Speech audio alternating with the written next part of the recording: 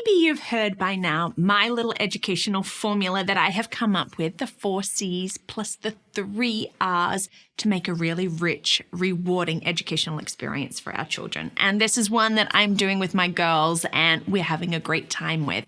Well, today I want to look at something that falls under both a C and an R as we look at the skill of communication through writing. And today, let's look at the mechanics of writing.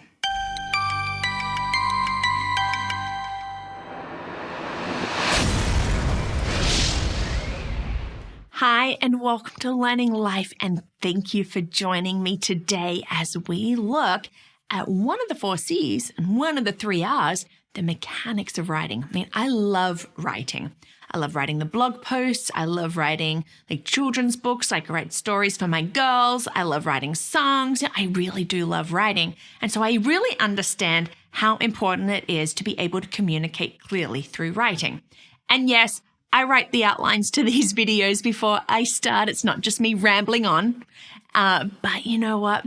I love to bring these videos, and thank you so much for watching. Thank you for your likes and subscribes and writing your comments. It really does mean so much to me. Well, really, is writing important? Is the skill, the mechanics of writing important? Yes. Let me say that again louder for those in the back. Yes. Okay, we need to be able to communicate in the written form, not just verbally. We need to be able to get our message across. I mean, how many arguments happen because of a text or an email that just has not had the meaning, conveyed properly? And it could be through some missing punctuation or some bad spelling or just using the wrong word. I mean, when we're not fully understanding some of these mechanics, maybe we could just help to resolve some situations just by doing better a little bit with our writing. And I get it. Sometimes it's hard. And with the written, it also takes the person who's reading it to understand. But when we can have the skills of the mechanics of writing, we are going to do a lot better. Now, what are the mechanics of writing? It's punctuation, capitalization, and spelling.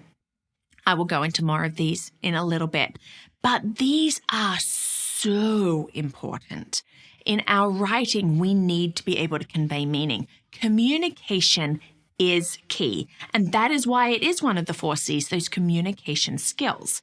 Now, reading and writing go hand in hand. And so we need to be able to read the meaning, but we also need to be able to write it and to convey it that way. So let's look at these mechanics. The first one is punctuation. Punctuation. Oh, yes. Vital. It's very important. Did you know that there are 14 punctuation marks? Do you know what we use them for?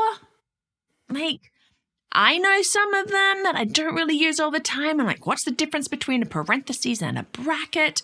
When do we use an ellipsis? And there are some that are just our regular, everyday punctuation marks that we need to know and we need to understand. Like this. This is for telling, and this is for yelling, and this is for questions. If we know that our period, our full stop, at the end of the sentence, I'm telling, I'm excited, or I'm getting really loud, I'm going to yay! This is what our exclamation mark or an exclamation point is for. And I'm asking a question, am I? I need to know that a question mark goes at the end because that makes a huge difference. So we need to have these. We need to have an understanding of our different punctuation marks because the comma. Did you know that the comma can save lives? And I love that. Commas save lives. Let's eat grandpa. You've seen this, I'm sure. But you know what? Do we really want to eat grandpa, or were we really trying to say, let's eat grandpa? Okay, what a difference a comma can make. One comma can really change the meaning of an entire sentence. And so we don't want to be cannibals. We just want to eat with our grandfather. So commas are important. And this is a skill that our children need to learn. How do we use our comma? How do we change the meaning by pointing where our comma is? Now, I'm also an Oxford comma fan. I rather like and use and utilize my Oxford comma. I know there are people like, We don't need it. You know what? I do. It makes me happy, and I feel that I convey meaning better. So this is also an important one. The comma, it saves lives. It helps to just change the meaning just by moving it somewhere in a sentence. Now, I love a comma. One that gives me high stress sometimes is the apostrophe. Oh my goodness, people, we need to learn how to use the apostrophe properly. It is for contractions and it is for possessive, unless it's the word it's. Okay, so often now I am seeing sentences like, I have 9 cats. C-A-T''S. There should be no apostrophe there, people. But this is happening too often. I am seeing an apostrophe with a plural that has nothing to do with possessive. Okay, like we could say, we're going over to the bests. B-E-S-T''S, because the word house is implied. We're going over to the bests' house. Okay, we want to use it there because who does the house belong to? The bests. Okay, but I don't want to say, hi, we're the bests. B-E-S-T''S. That's a plural. We don't need an apostrophe. So around Christmas time, I have several heart attacks a day because I see all these like, Merry Christmas from so-and-so with an apostrophe. And I have to let it go. I realize it. It is a major pet peeve. It is right up there with people who do not use their indicators, their blinkers when driving. I'm going to have to breathe, but we need to learn how to use the apostrophe because, again, it can change our meaning. You know, I think that's why I'm really appreciating German more because they don't have an apostrophe. They live safely without a misplaced apostrophe. Okay, maybe we need to have the no more apostrophe society just to make it a little easier. Or maybe we need to learn that skill of how to use it properly. Our second mechanic is capitalization. Capitalization, that uppercase letter, is also very important in conveying meaning. Of course, we see it at the beginning of a sentence. It's like, hey, new sentence, it starts here. We use it for important words in titles or maybe for official titles. So while it might not be as strong as like a punctuation error or a spelling error, capitalization is important in conveying meaning, and so it is a skill that we need to learn how to use properly for our communication. The third one is spelling. Oh, spelling. Don't you just wish that you were born just knowing exactly how to spell just like you can breathe? You know, there are fantastic people out there like those spelling bee champs. Like I am blown away by some of their abilities to spell. Now, I'm a very good speller. I can work it out. I have no problems with it. But I look at some of these kids and I'm like, poof. Okay, but English language when it comes to spelling is actually really quite tricky. Now, I've talked about this before, like the rules, like I before E, except after C, unless it's a weird word or something like beige or neighbor. I mean, so many rules that don't really apply. We have homophones and homonyms. You know, we have the British spelling versus like American English spelling. Like, what? You know, we have words that have like the letters O-U-G-H. Uff, ow, ooh, oh. Same 4 letters. No wonder our poor children get a little frazzled. No wonder our ESL students get really frazzled because sometimes it just doesn't make sense. It really doesn't.